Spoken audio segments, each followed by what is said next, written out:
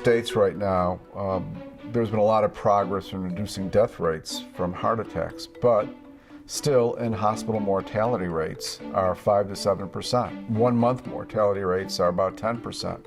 About a quarter of all patients that have heart attacks have heart failure 1 year later. So there's an unmet need to further reduce the amount of damage that occurs during a heart attack. And if we decrease the number of cells that die, we're going to get those numbers down further. So when a heart attack occurs, coronary blood flow is cut off to the heart. And so the heart muscle, which needs oxygen and nutrients, is deprived of its energy source. The heart muscle cells, those cells that make the heart beat, stop beating when they don't get oxygen. And if they're deprived of oxygen long enough, the heart cells themselves actually start to die. So large sections of heart muscle actually die. And when that happens, the heart cannot function properly, heart failure can ensue, and death may ensue. We're hoping to look at one kind of therapy that seems to protect the heart called remote ischemic conditioning.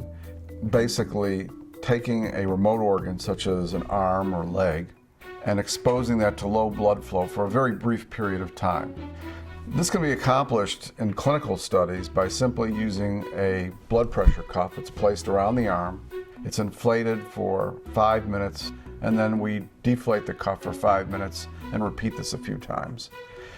It is thought that that sends out some kind of a signal, maybe a humoral substance, that then protects the heart and other organs if they're exposed to longer periods of low blood flow.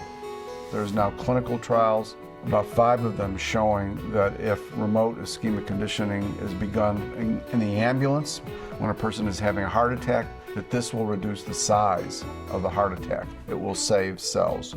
If you take the situation, let's say, of a soldier going into a high-risk situation, you could pre-treat that soldier. In other words, the morning before they go into battle, you could use this remote ischemic conditioning to condition that soldier so that if he does experience blood loss, his organs might do better, he might do better, she might do better.